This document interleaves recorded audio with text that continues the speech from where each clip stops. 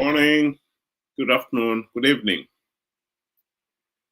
This year is 140 years since the 1884 to 85 Scramble for Africa, in which the European countries got together and divided Africa among themselves for the purposes of exploiting and getting the resources from those countries for Europe's own development. The tragedy is, as much as colonialism has been stamped out, the scramble for Africa's resources has not stopped, because, well, life has shown that Africans would happily fight each other to the death. All they've got to do is give them the weapons with which to fight each other. This is just a hopeless continent. We have not learned any lessons in the last 140 years. And that is why we still remain the dark continent. Benjamin, welcome to the program. Good day to you and good day to our viewers. Thank you for joining us. It's really sad that, after, Africa managed to liberate themselves from colonialism, they would soon go back right into where they first began and willingly allow themselves to be recolonized all over again. We may not use the word colonize like you said, but we are living the part. I would love to draw attention to a country like Zimbabwe, our home country, and we can see that Zimbabwe has been, is actually a colony again. I'll give you an example. If you own a homestead in Zimbabwe, you have owned that homestead, probably it has been passed down from generation to generation. And somebody, for example, a Chinese firm or a Chinese company, finds whatever resources that run through your homestead, you are automatically chased away. That there just shows you that you are now powerless, just like we were years ago when the scramble began.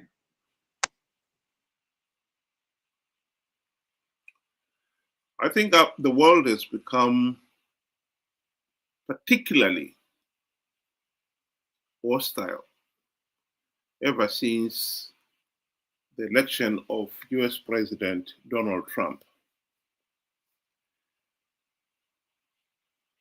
President Trump, the one notable thing about him is that he has made it fashionable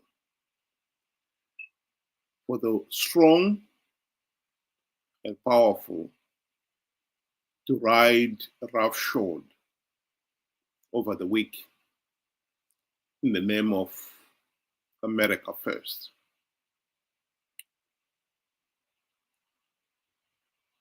President Trump was only sworn in just over a month ago, and already the international climate has changed considerably.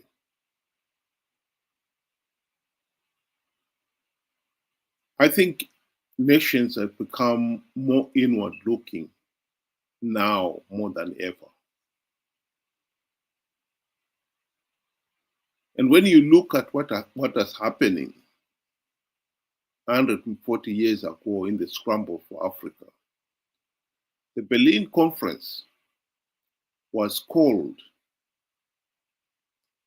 because the various European countries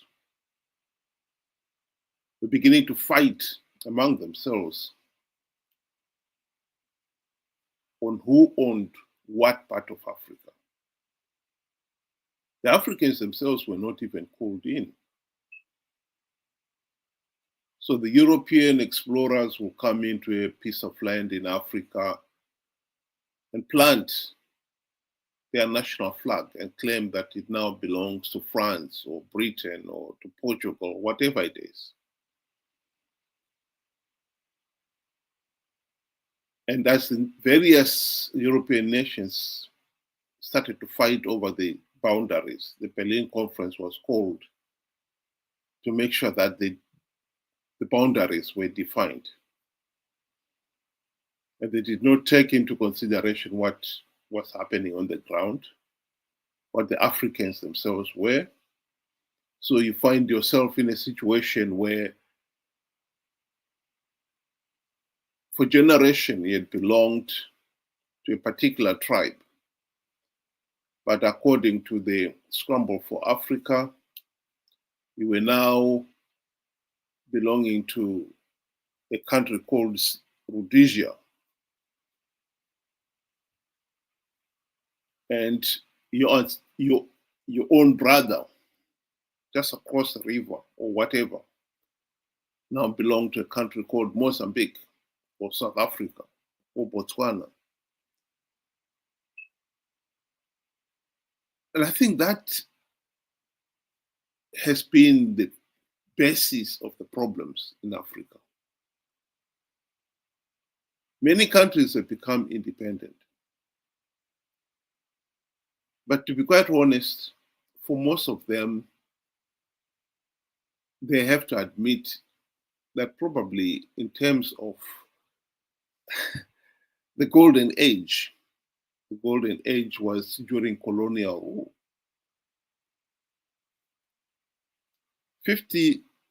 45 years after independence in Zimbabwe,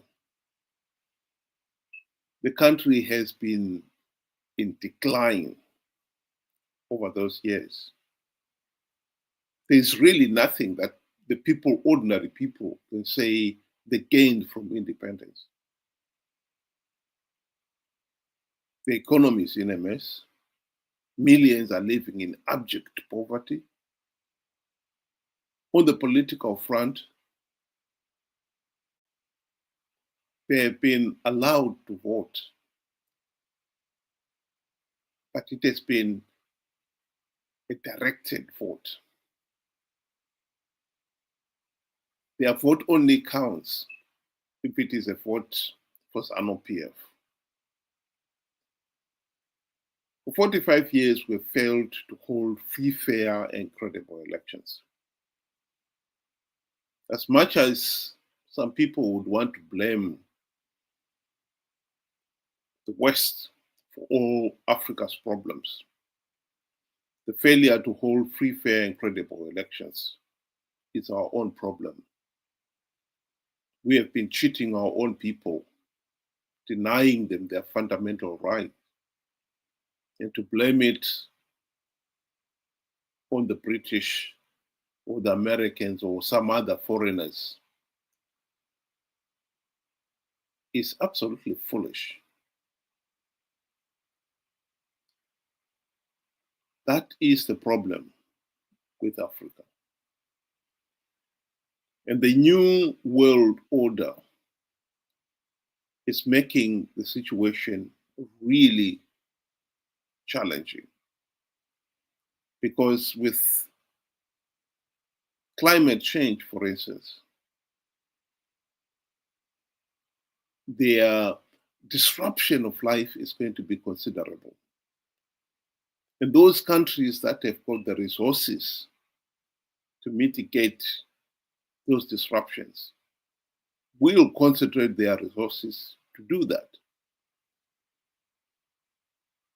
And they will not be stepping in and giving aid to countries like Zimbabwe that has got all the potential to manage their own affairs,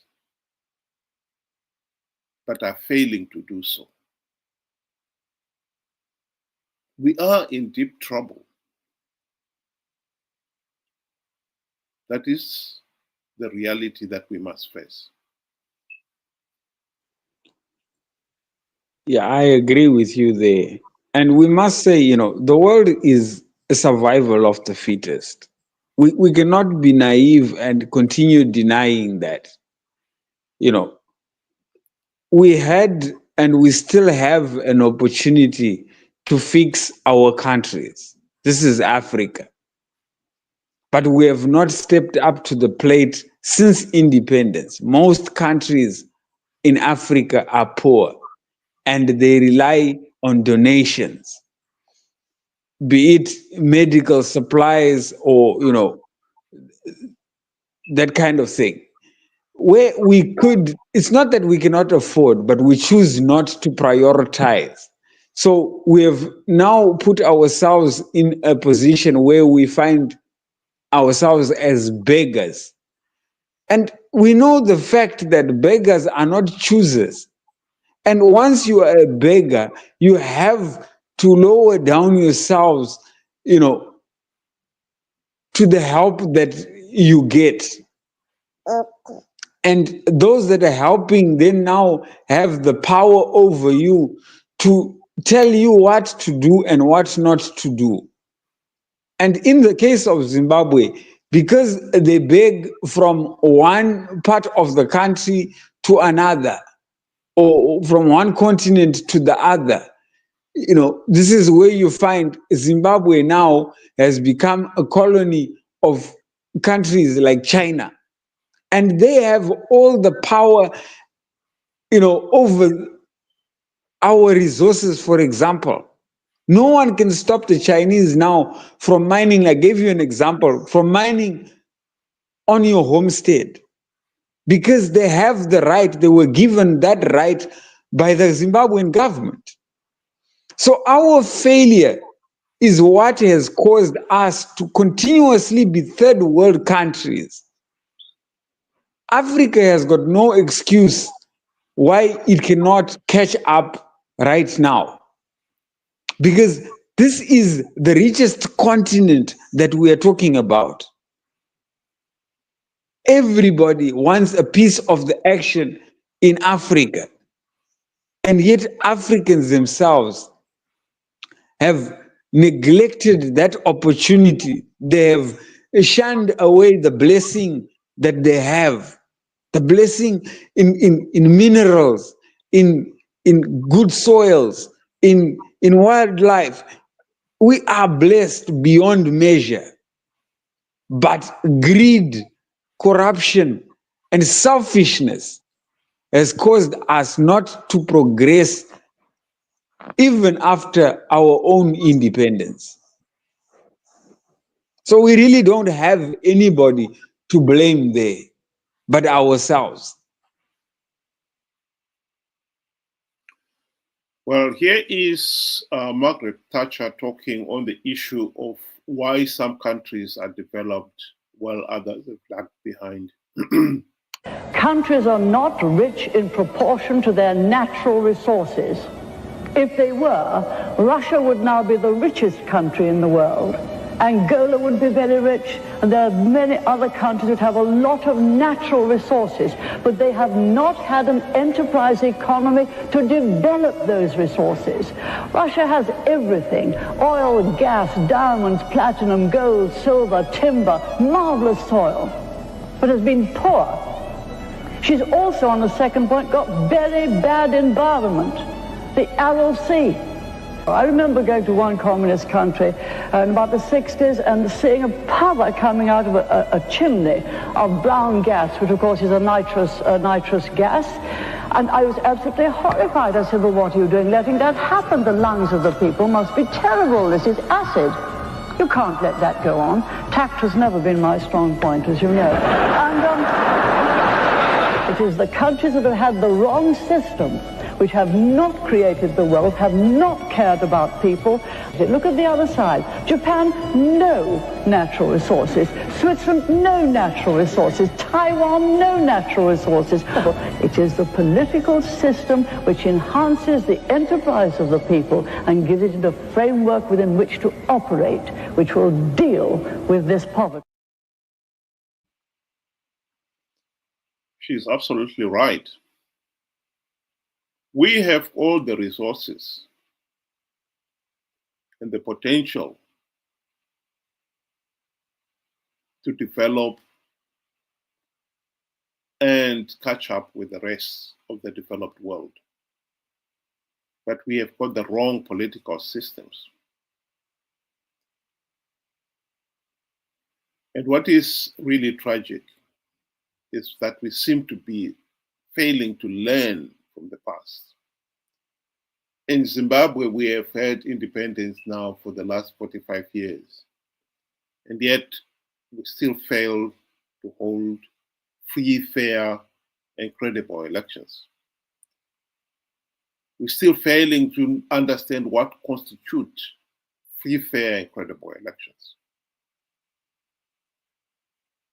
The country right now is one of the most politically and economically unstable countries in SADC.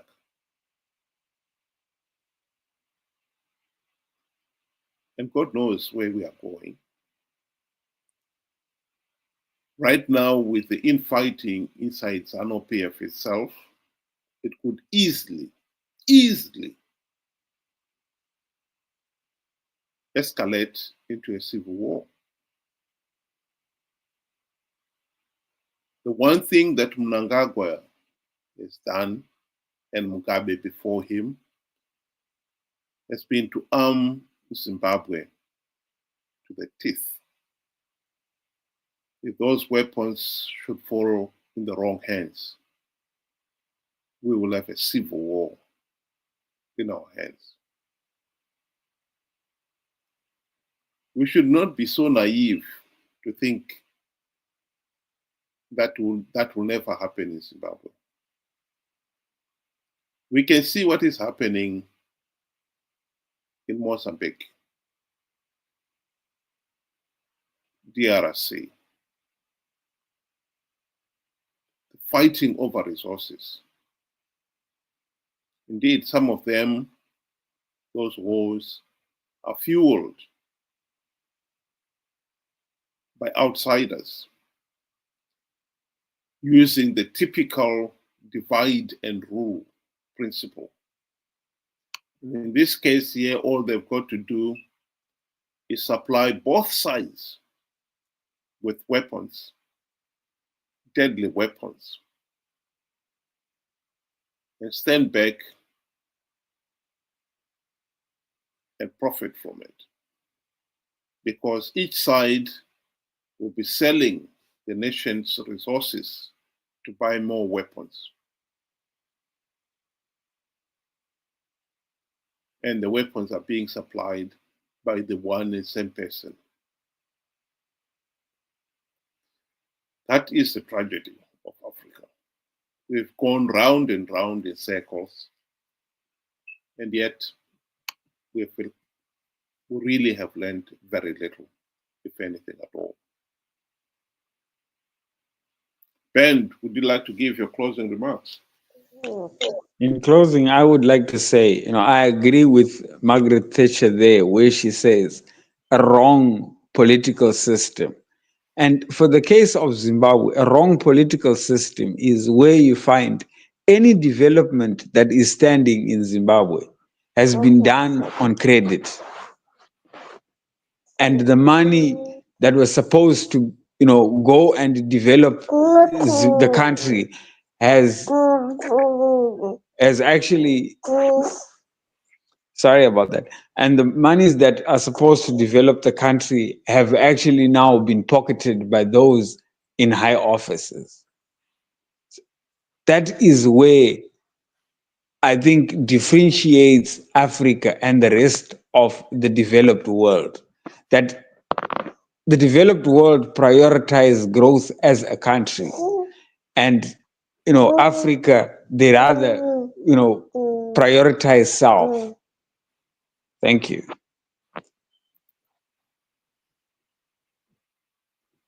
Thank you very much.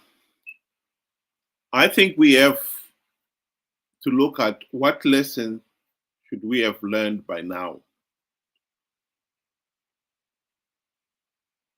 I think, in my view, the most important lesson we should have learned by now is that we have got to accept the rule of law, that none of us has a divine right to rule the country. If there is anything that has divided us more than anything else, it is this primeval desire to dominate other people.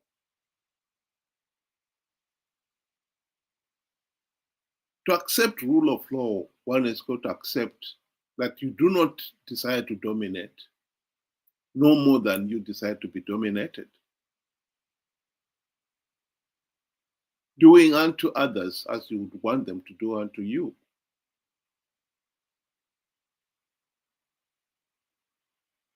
When you accept free, fair, and credible elections, you're accepting that everyone has got a meaningful say in the governance of the country. No one should take it as their divine right to dominate and to rule the country. When you accept free, fair, and credible election, you also accept that you are accountable to the people. Why that has taken us all these years to accept such basic principles beggars belief. But until we do, we will remain a divided nation, ready to fight among ourselves, and there will be outsiders who will only be willing to supply the deadly weapons with which to fight each other. And they would be profiting from our fighting each other.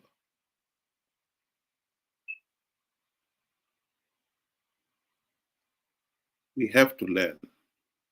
There is no doubt about it. And if we are looking to the developed world to teach us, not anymore. We are in a phase where one could say the developed world are willing to exploit the weaknesses of the developing world. In the spirit of America first, as President Donald Trump would put it. Food for thought.